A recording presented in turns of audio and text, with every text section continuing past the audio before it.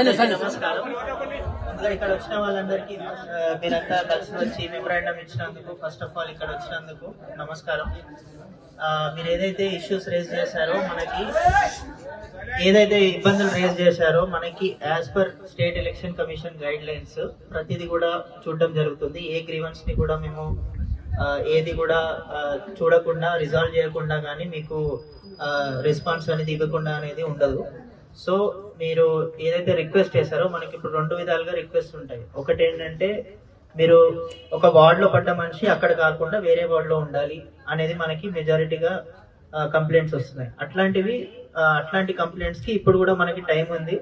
So మీరు ఇప్పుడు కూడా మున్సిపల్ ఆఫీస్ లో చేస్తే, యాజ్ మున్సిపల్ కమిషనర్ వాళ్ళు మ్యాపింగ్ అనేది కరెక్ట్ గా ఏ వార్డ్ నుంచి బి వార్డ్ లోకి షిఫ్ట్ చేయాలని చెప్తే, వాళ్ళు వెరిఫికేషన్ చేసి ఫీల్డ్ లో ఉన్నారా లేదా అని చెప్పి చూసి మరి వాళ్ళు డిస్పోజ్ చేస్తాం. ఆల్రెడీ ఈ ప్రక్రియ అనేది జరుగుతుంది, ఇంకా టైం ఉంది కాబట్టి అట్లాంటివి కూడా మీకు ఏమైనా ఇంకా కంప్లైంట్స్ ఉంటే, మనకు ఆల్రెడీ చాలా ఆల్మోస్ట్ 1000 కంటే ఎక్కువ అట్లా కంప్లైంట్స్ వచ్చాయి. సో అవి రిజాల్వ్ చేస్తున్నాము. ఇంకా మీకు కంప్లైంట్స్ ఉంటే అక్కడ కూడా ఇవ్వండి. రెండోది ఏంటంటే, మీరు కొంతమంది ఓటర్ లిస్ట్ లో ఉండకూడదు, వీళ్ళు అసలు నిజంగా లేరు అని చెప్పేసి మీరు రిక్వెస్ట్ పెడుతున్నారు. సో అది ఇప్పటి వరకు ఏంటంటే, ఆల్రెడీ మనకి మున్సిపల్ ఆఫీస్ లో కూడా, అదే విధంగా డిస్ట్రిక్ట్ లెవెల్లో కూడా కలెక్టర్ మేడం ఆధ్వర్యంలో మీటింగ్స్ జరిగాయి. పొలిటికల్ పార్టీ రిప్రజెంటేటివ్స్ కూడా వచ్చారు. సో దానికి ప్రాసెస్ ఏంటంటే, ఆ పర్సన్ ఒకవేళ ఎగ్జిస్ట్ లేరు అని అంటే, లేదా ఆ పర్సన్ అర్బన్ లో లేరు, ఎక్కడో వేరే దగ్గర ఉంటున్నారు అని అంటే, దానికి ప్రక్రియ వేరేగా ఉంటుంది. దానికి ఫామ్ 7 అండ్ ఫామ్ 8 అనేది అది మీ రెస్పాన్సిబిలిటీ. మీరు ఫామ్ 7 అండ్ ఫామ్ 8 అనేది మీరు అప్లై చేస్తే, అది కూడా online election commission of India website లో అప్లై చేస్తే, దాని బేసిస్ మీద మేము ఫీల్డ్ వెరిఫికేషన్ చేసి, tahsildar who is the AERO and sub collector who is the ERO, వీళ్ళిద్దరు ఆధ్వర్యంలో కూడా వెరిఫై చేసి, ఒకవేళ నిజమైతే అది తొలగించడం జరుగుతుంది. సో ఈ రెండింటి మధ్యలో కూడా మీరు డిఫరెన్స్ అనేది కొద్దిగా క్లియర్ గా అర్థం చేసుకొని, ఏ విధంగా అప్లై చేయాలనేది కరెక్ట్ గా చేస్తే డెఫినెట్ గా దాని మీద చర్యలు అనేది తీసుకోవడం జరుగుతుంది. థ్యాంక్ యూ మరొకసారి.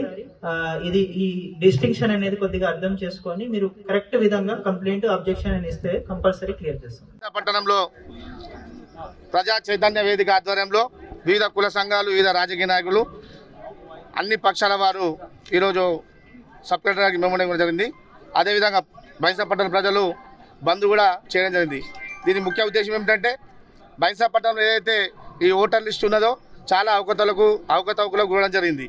ఏ రకంగా అంటే, బైంసాపట్నంలో ఒక కమ్యూనిటీకి సంబంధించినటువంటి ఓట్లు, చాలామంది ఓట్లు ఈ వార్డులో లేకున్నా కూడా ఆ వార్డులో ఎక్కించడము, అక్కడ ఉన్నటువంటి వార్డులు, ఎగ్జాంపుల్ ఇంతకు ముందు మా వాళ్ళు చెప్పారు, ఏదైతే ఒక హిందూ కుటుంబం ఉన్నటువంటి ఇంటిపైన ముస్లిం ఓట్లు ఎక్కేయడము. అంతేకాకుండా ఇప్పుడు ఏదైతే డ్రాఫ్టింగ్ అనేది 10 yearsకి ఒకసారి జరుగుతుంది. బైంసా మున్సిపల్ ఎన్నికలు 2019 వచ్చినప్పుడు 23 వార్డులకు 26 వార్డులు కావడం జరిగింది. అప్పుడు 23 వార్డులకు 26 వార్డులు అయినప్పుడు ఒక డ్రాఫ్టింగ్ అనేది కీయడం జరిగింది. క్లియర్గా హద్దులు అనేవి ఉంటాయి, తూర్పు, పడమర, దక్షిణ, ఉత్తరము.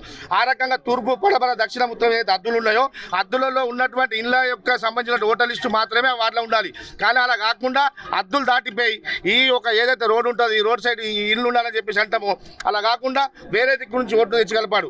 దీని ముఖ్య ఉద్దేశం ఏమంటే, ఇవి హిందువుల్లో ఉన్నట్ల వాటిలలో గడబడి జరిగింది. కాకపోతే దీని ముఖ్య ఉద్దేశం ఏమంటే, ఎవరైతే రాజకీయ నాయకులు ఉన్నారో వాళ్ళు ఒకటే పార్టీ ఉండాలని చెప్పేసి ఉద్దేశంతో అధికారులకు మచ్చిగా చేసుకొని ఆ రకంగా బైంసా మొత్తం కన్ఫ్యూజ్ చేశారు. బైంసా మొత్తం కన్ఫ్యూజ్ చేసి వాళ్ళ యొక్క వార్డులు ఏవైతే కొన్ని టిఫికల్ వార్డులు ఉంటాయో, గెలవని వార్డులు ఉంటాయో, అక్కడ చాలా క్లియర్గా ఎగ్జాంపుల్ సిద్ధార్థ్ నగర్ గల్లీ వచ్చేసి నేతాజీ నగర్ ఓట్లు 400 ఓట్లు ఉంటుండే ముందు. ఇప్పుడు ఏమైందంటే, ఒక 200 ఓట్లు నేతాజీ నగర్ ఓట్లు పోయినా సరే డ్రాఫ్టింగ్ అయినప్పుడు ఏదైతే నేతాజీ విగ్రహం ఉంటుందో అక్కడ నుంచి కొద్ది ముందర 3వ నంబర్ వీధి నుంచి వార్డు నెంబర్ 1 అప్పుడు డ్రాఫ్టింగ్ చేసారు. ఇప్పుడు 3వ నంబర్ వీధి నుంచి అయితే రోడ్ నెంబర్ 3 తర్వాత వార్డు నెంబర్ 1 ఉండాలి, రోడ్ నెంబర్ 3 తర్వాత వార్డు నెంబర్ 13లో ఉండాలి సిద్ధార్థ. కానీ అక్కడ ఒక 150 ఓట్లు ఈ వార్డుకి వెళ్ళి తీసుకెళ్లి ఆ రోడ్లో వేయడం జరిగింది. అంటే మీరు హద్దులు అయితే ఇప్పుడైతే చేంజ్ కాలే, 10 సంవత్సరాలకు ఒకసారి అవుతుంది. మరి ఇవి ఎట్లా పోయినాయి? మేము కలెక్టర్ గారికి అదే అడుగుతున్నాము. మేము ఒకటే కోరుకుంటున్నాము, ఏదైతే 2019-20 డ్రాఫ్టింగ్ అయిందో ఆ డ్రాఫ్టింగ్ ప్రకారంగా తూర్పు, దక్షిణం, ఉత్తరం ఏదైతే ఉంటుందో దాంట్లో ఉన్న అద్దులటువంటి ఓటర్లనే ఓటర్ ఉన్నటువంటి ఓటర్లనే ఓటు ఎలక్షన్ అయ్యే విధంగా చూడాలి. ఒకవేళ అలా కాకుండా మా వాళ్ళు అనేక మంది వాళ్ళ నుంచి అప్లికేషన్ ఇవ్వడం జరిగింది. వీళ్ళు చెప్తున్నారు అధికారులు, టైం ఉంది, ఇంకా 10 రోజులు ఉంది, మేము చేంజ్ చేస్తామని. ఒకవేళ చేంజ్ చేయకపోతే ఇదే ప్రజా చైతన్య వేదిక ఆధ్వర్యంలో ఎన్నికలను బహిష్కరిస్తామని చెప్పి స్పష్టంగా మీడియా ద్వారా తెలుపుతున్నాము. చరిత్ర సృష్టించినోడు ఇప్పుడు ఆ చరిత్రని తిరగరాయబోతున్నాడు. అబద్ధాల గోడల్ని బద్దలు కొట్టి నిజాలను రాగా మీ ముందుంచబోతున్నాడు.